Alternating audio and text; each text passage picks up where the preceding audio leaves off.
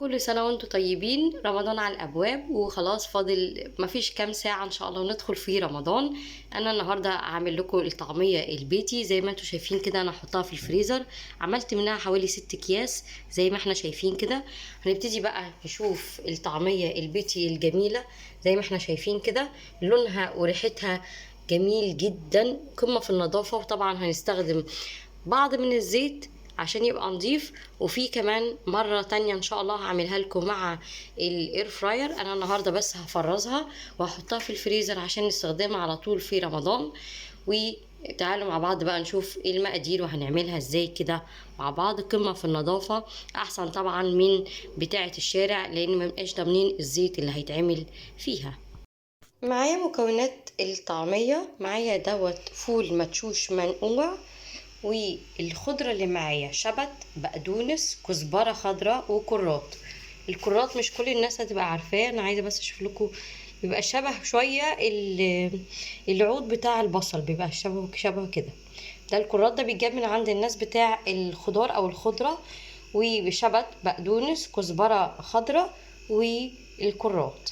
معايا كمان رغيف عيش مبلول، ده زي ما احنا شايفين كده نقعاه في الميه عشان يكتر معايا كميه الفول ويدي برضو طراوه للطعميه او عجينه الطعميه. معايا بصل، معايا توم، ملح، وفلفل اسود، وكمون. بس كده هي دي الخلطه. كله هيتضرب دلوقتي مع بعض في الكبه.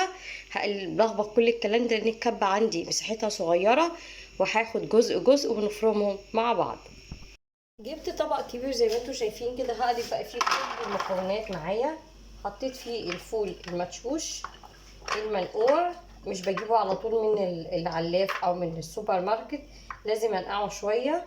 اقل حاجه مثلا حوالي 8 ساعات عشان يبقى طري كده شويه، يبقى شبه الترمس زي ما انتم شايفين كده. هحط رغيف العيش المبلول عليهم.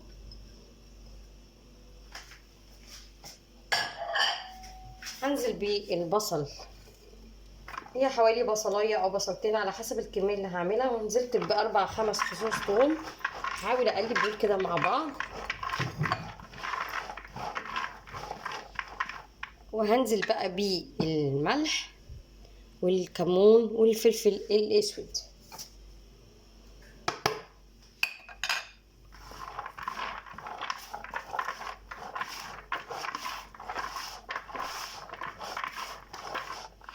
وهنزل بقى بكل طبق الخضره الكبير اللي معايا اللي هو شبت، بقدونس، كزبره خضراء، والكرات. الكرات اهوت للناس اللي مش عارفاه بعمل كده عشان مش كل الناس عارفه ايه الكرات.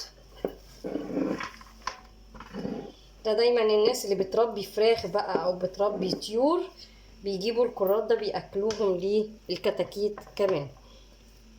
ده دايما بنلاقيه عند الخضريه ان هي بتاعت الخضره بتاعت المحشي بالمعنى الاصح. هنبتدي بقى نقلب كده كله مع بعض. طبعا احنا بنعمل عجينه الطعميه في البيت، طبعا انضف واحسن عشان في ناس مش بتحب تاكل حاجه من بره البيت. ممكن كمان ان انت تقدري بعد كده تدخليها الاير فراير. هنعمل جزء منها في الاير فراير وهنعمل منها ما متحمر في الزيت. طبعا الزيت في البيت بيبقى انضف كتير. في ناس طبعا ما بتحبش تاكل الطعميه من بره، عشان كده ابتدينا ان احنا نعمله واحنا داخلين ان شاء الله على شهر رمضان. كل سنه وانتم طيبين. هنبتدي بقى ناخد جزء جزء كده في الكبه ونفرمهم مع بعض. قلت اجرب كده اول مجموعه من او حبه من اللي انا عملته. طلعت بالمنظر ده، شايفين الخضار بتاعها ومتماسكه وجميله. مفيش بقى ولا اثار فول بيبقى كبير كده ساعات في بعض عجينه الطعميه. انا بصراحه الحكايه دي بتنرفزني جدا لما بجيب عجينه طعميه من بره بيبقى فيها شكل لسه الفول. فضربتها كده كذا مره بقت بالمنظر ده. هنزلها بقى دلوقتي في طبق كده عشان تشوفوه. بعد كده بقى افرزها كل شويه في كيس واحفظها في الفريزر واستخدمها طبعا معايا في رمضان. هننزل كده نشيل اللي بنطلب بيها في الكبه. اوسع لنفسي كده شويه. وهنزل بقى كل اللي عندي محتويات اللي موجودين في الكبه.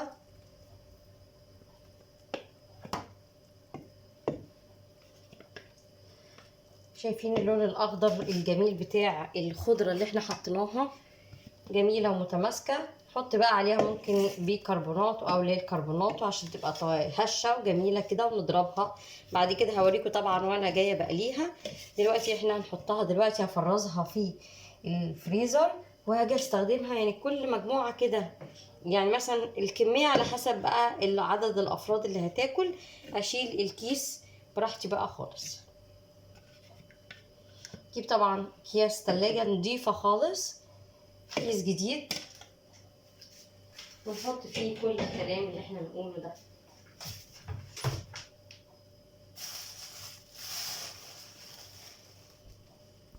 جبت بقى كيس نايلون فاضي وحطيته كده جوه اي حاجه اقدر اتمسك بس فيها، عشان اعرف اساعد نفسي ان انا احط عجينه الطعميه جوه الكلام الكيس وما تدلقش مني. هنزل بقى شويه كده.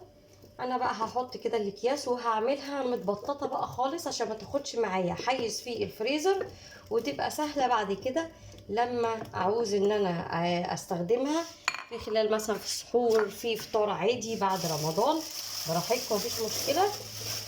استغنى بقى عندك كده. هجيبهم بقى كده على الرخامه، ابتدي ان انا ابططها كده خالص عشان حتى بعد كده تبقى سهله معايا ان هي تبقى بتفك على طول، وما تقعدش معايا وقت كبير، وما تاخدش كمان حيز معايا في الفريزر.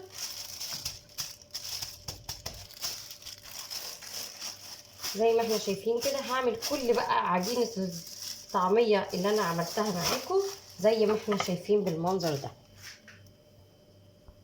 كده انا خلصت تفريز، او ان هو هحضرها ان انا احطها بقى في جوه الفريزر. عجينه الطعميه زي ما احنا شايفين كده، لونها جميل، الخضره بتاعتها رائعه، الريحه يا جماعه ولكني عند اجدع طعمجي فيك يا مصر. كل سنه وانتم طيبين. وفرزنا يعتبر 6 اكياس، ادي 1 2 3 4 5 6 زي ما احنا شايفين كده اهو.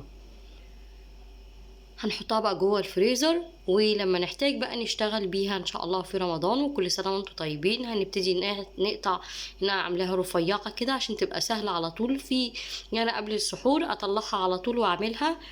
وبالها الف هنا وشفا. كنتم مع السياحه والمطبخ مع عبوله. كل سنه وانتم طيبين.